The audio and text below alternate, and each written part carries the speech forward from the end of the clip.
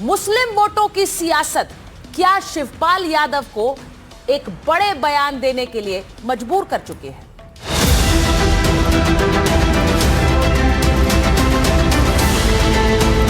रक्षा मंत्री नहीं, पहले गृह मंत्री। गुंडागर्दी को बढ़ावा देने का संदेश दे रहे हैं। इनका चेहरा भी बेनकाब होगा जल्द ही।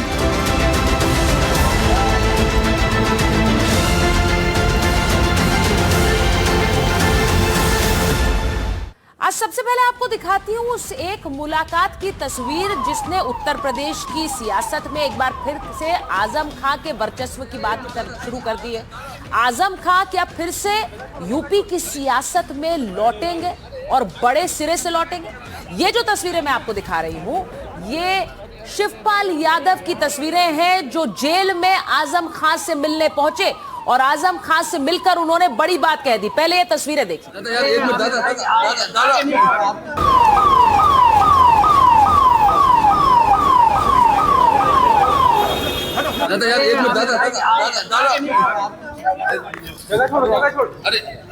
साइड हो जाओ। अरे एक मिनट साइड तो करने को धक्का काहे कर रहा है?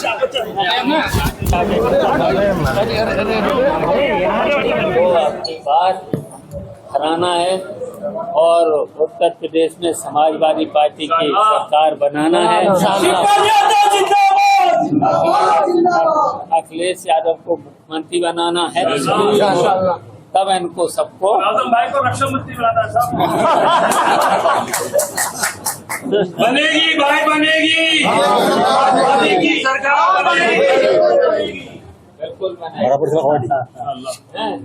रक्षा मंत्री नहीं, पहले गृह मंत्री। तो आपने सुना शिवपाल यादव ने क्या कहा? रक्षा मंत्री नहीं, गृह मंत्री, क्योंकि नेताजी रक्षा मंत्री थे तो शिवपाल यादव एक कदम आगे जाकर कह रहे हैं आजम खां को देश का गृह मंत्री बनाएंगे। अब आजम खां और शिवपाल यादव की मुलाकात पर एआईएमआईएम का तंज आ गया। ओवैसी की पार्टी के प्रदेश अध्यक्ष ने ट्वीट कर लिखा कि आजम खां साहब से मिलने गए सपा के नेता शिवपाल यादव अब इस कदम की सराहना करते हैं, लेकिन इलेक्शन करीब आने पर ही खान साहब की याद आ जाती है, जबकि इन 5 सालों में कभी याद नहीं आई। तो ये तंज असदुद्दीन ओवैसी की पार्टी कस रही है। ओवैसी किस तरह यूपी में मुस्लिम वोटों को साध रहे हैं वो आगे आपको दिखाऊंगी, लेकिन ये तंज इसलिए अहमियत रखता है क्योंकि आजम खां किसके पाले में जाएंगे। आपको बताती हूं कि 27 की बिसात में मुसलमानों की बात कैसे हो रही है। उत्तर प्रदेश में 27 से पहले मुस्लिम वोटों को लेकर सियासत फुल है। पीडीए फॉर्मूले के तहत समाजवादी पार्टी की मुस्लिम वोटों पर नजर है। रामपुर जेल में बंद आजम खां से मिलने पहुंचे शिवपाल। आजम और उनके बेटे अब्दुल्ला से 1 घंटे मुलाकात की। अब यह मुलाकात ऐसे समय में हुई जब यूपी में चुनाव होने। आजम खां को यूपी का बड़ा मुस्लिम नेता माना जाता है। पिछले कुछ समय से आजम समर्थक अखिलेश यादव से नाराज थे।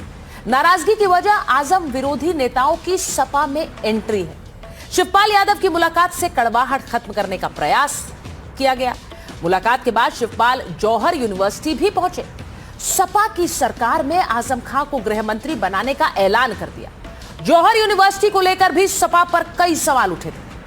ध्वस्तीकरण के आदेश के बाद एमआईएम तो समर्थन में उतर गई थी। समाजवादी पार्टी का प्रतिनिधिमंडल बाद में रामपुर पहुंचा था। एआईएमआईएम के कदम से साफ था कि नजर मुस्लिम वोट पर। इससे सपा को मुस्लिम वोट छिटकने का खतरा दिखा। अतीक के बेटे अबान की मौत पर भी एमआईएम सबसे पहले एक्टिव दिखी थी। एमआईएम के प्रदेश अध्यक्ष अबान के जनाजे में शामिल हुए और अतीक का नाम लेकर योगी सरकार पर हमला किया था। अब सपा पर मुस्लिम नेताओं के मुद्दे पर चुप रहने का आरोप लगाया गया। तो पूर्वांचल की कई सीटों पर अतीक का सीधा असर रहा है। सवाल यह है कि क्या यूपी में मुस्लिम वोटों की लड़ाई अब तेज हो गई? क्या मुसलमानों को लेकर एमआईएम और सपा में रस्साकशी तेज हो गई है? तो असदुद्दीन ओवैसी की पार्टी अतीक अहमद पर भी बोल रही है और आजम खां के समर्थन में भी खुलकर खड़ी हो रही है। सपा और एआईएमआईएम के में भले ही मुस्लिम वोट को लेकर खींचतान हो, लेकिन आजम शिवपाल की मुलाकात और गृह मंत्री बनाने वाले बयान पर बीजेपी हमलावर है।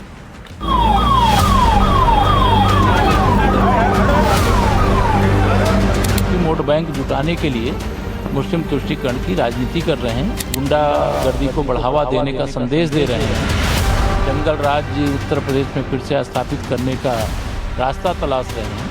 आजम खान को वो मुख्यमंत्री बनाएं, मुंगेरी लाल के हसीन सपने ना देखें, इनका चेहरा भी बेनकाब होगा जल्द ही।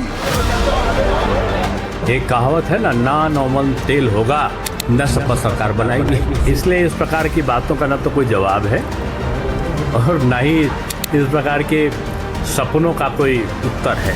उत्तर प्रदेश की जनता ने विपक्ष में ही रह करके सेवा करने का अवसर दिया है और मैं समझता हूँ भविष्य में भी विपक्ष में रहकर ही सेवा करने का अवसर उत्तर प्रदेश की जनता देगी। उस वर्ग का समर्थन हासिल करने के लिए इस प्रकार की कपोल कल्पित बातें करते हैं। मुंगेरी लाल का सपना है न सरकार आएगी न गृह मंत्री बनाने के बाद आएगी, इसलिए उन्होंने सपना दिखाने में तो कोई दिक्कत नहीं है।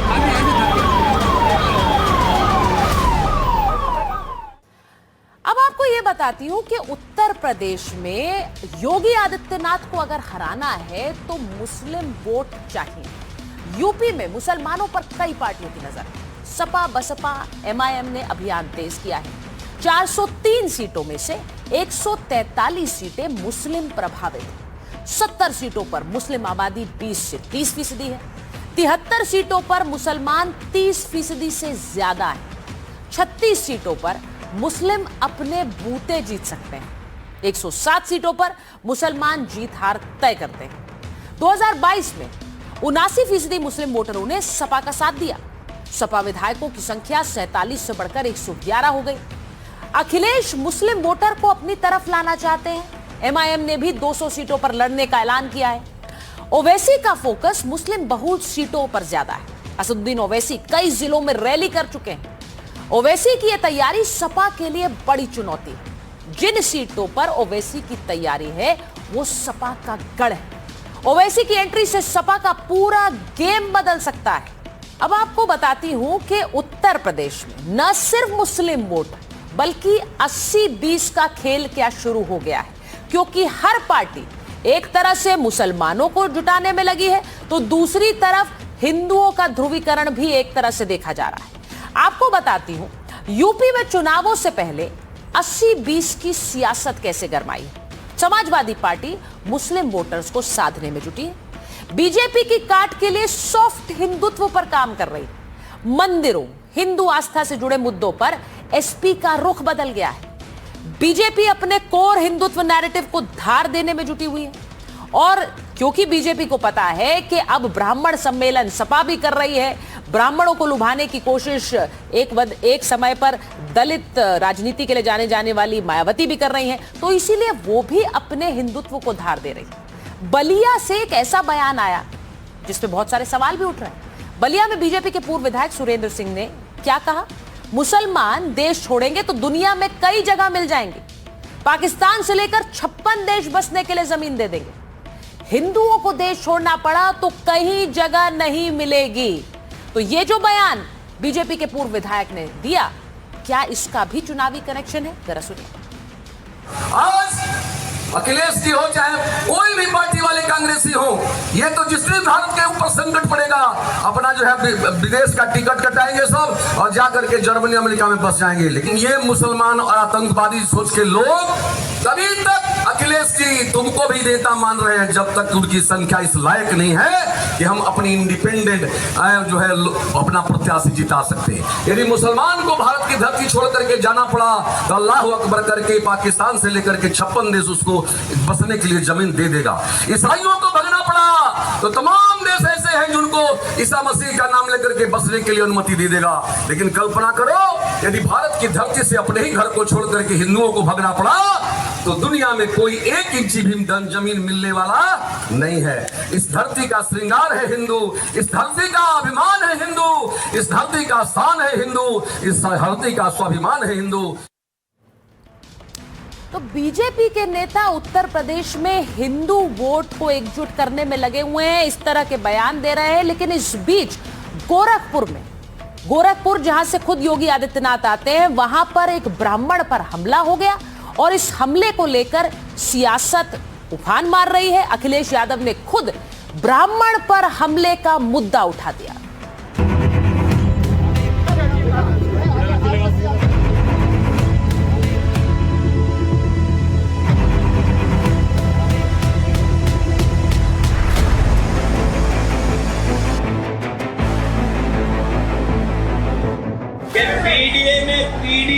पीडी जो है वो पंडित का शॉर्ट फॉर्म है। समाजवादी पार्टी के दोहरे चरित्र के खिलाफ जो दलित विरोधी है, पिछड़ा विरोधी है, युवा विरोधी है। तस्वीरें यूपी के गोरखपुर की हैं, जहां ब्राह्मण भोज के दौरान ठेकेदार शिव कुमार तिवारी की हत्या हुई थी। इस वारदात की वजह पुरानी रंजिश थी। पुलिस ने तत्काल मुकदमा दर्ज कर 10 लोगों को हिरासत में लिया था, लेकिन इस वारदात के कुछ दिन बाद ये वीडियो सोशल मीडिया पर वायरल हुआ और इसे सियासी चश्मे से देखा जाने लगा। वायरल वीडियो में मुख्य आरोपी राहुल चौधरी हाथ में तलवार लहराते हुए ताबड़तोड़ वार करता नजर आ रहा है और शिव कुमार तिवारी अपने बचाव में हाथ जोड़ता और मिन्नतें कर रहा है। बाद में पुलिस ने एक्शन भी लिया, आरोपियों को भी पकड़ा, उन्हें सजा भी मिल जाती, लेकिन इस केस में समाजवादी पार्टी को योगी सरकार को घेरने का मौका दिखा। मामला गोरखपुर का था, जहां से खुद मुख्यमंत्री योगी आदित्यनाथ आते हैं। ऐसे में समाजवादी पार्टी के अध्यक्ष अखिलेश यादव ने ट्वीट कर यूपी सरकार पर गंभीर आरोप लगाए। अखिलेश ने सोशल मीडिया पर शिव कुमार तिवारी का फोटो शेयर करते हुए लिखा, यह है उत्तर प्रदेश में अपराध का चेहरा। जब मुख्य नगरी गोरखपुर में अपराधियों के हौसले इतने बुलंद हैं, तो समझ सकते हैं किसके प्रश्रय में ऐसे दुर्दांत अपराधी पल पनप रहे हैं। हालांकि अखिलेश ने सीधे किसी का नाम तो नहीं लिया, लेकिन निशाना सीएम योगी पर था। जानकार मानते हैं कि इसके 3 मायने हो सकते हैं। पहला, कानून व्यवस्था। दूसरा, योगी की कार्यप्रणाली पर सवाल। तीसरा, ब्राह्मण की हत्या। अखिलेश पहले ही योगी सरकार पर ब्राह्मण विरोधी होने का आरोप लगाते आए हैं और ये भी जानते हैं कि अगले साल चुनाव है और अगर ऐसे में उनका ये दांव फिट बैठता है तो सियासी हवा बदल सकती है। कि उत्तर प्रदेश इस समय बुरी तरीके से इस तरह की घटनाओं से ग्रसित है। न पुलिस का लगाम है, न मुख्यमंत्री का कोई डर है। जिसको जहां मिल रहा है वो गोली चला रहा है, जिसको जहां मिल रहा है वो तलवार चला रहा है और ये खुद मुख्यमंत्री की नाक के नीचे हो रहा है। निजी मामलों को जातियों से जोड़ना एकदम गलत है। जो लोग इसका राजनीतिक फायदा उठाना चाहते हैं वो भी अन्याय कर रहे हैं समाज के साथ। समाज में अपराधी अपराधी है, चाहे वो किसी जाति का हो, और जिसको मारा गया है उसके बीच में निजी रंजिश थी, ये व्यक्तिगत मामला। पर कानून की नजर में जिसने भी अपराध किया है उसे कठोर सजा मिलेगी और जो लोग इसे जाति के चश्मे से देखते हैं 27 में जनता उनको जवाब देगी। साफ है कि गोरखपुर में हुई एक हत्या ने गोरखपुर से लेकर लखनऊ तक सियासी और जातीय समीकरणों को हिलाने की कोशिश की है। एक तरफ तो पीड़ित परिवार सख्त से सख्त सजा और इंसाफ मांग रहा है, तो वहीं इस वारदात को सियासी नजर से देखने वाले अखिलेश इसे योगी सरकार को ब्राह्मणों के नाम पर घेरने के मौके की तरह देख रहे हैं। Bureau report, NDTV India.